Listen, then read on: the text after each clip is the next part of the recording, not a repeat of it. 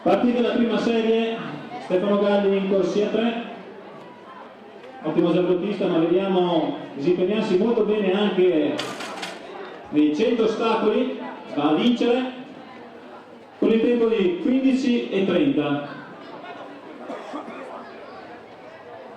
Secondo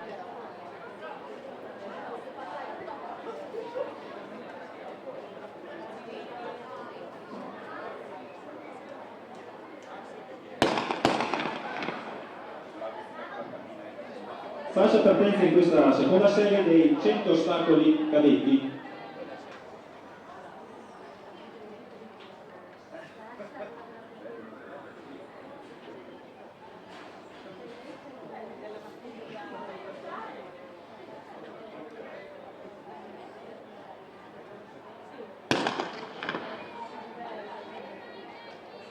Partenza valida. Ed è in corsia 2 Matteo Boccagni, Atletica Altogarda Allegro, con un ampio margine va a vincere, il tempo è 14:98.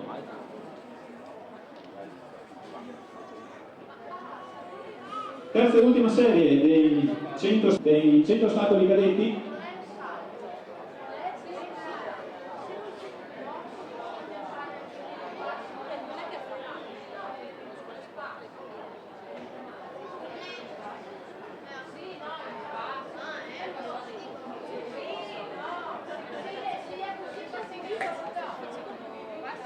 Tomasi, Oliver, Campestrini, Ferrari, Madella.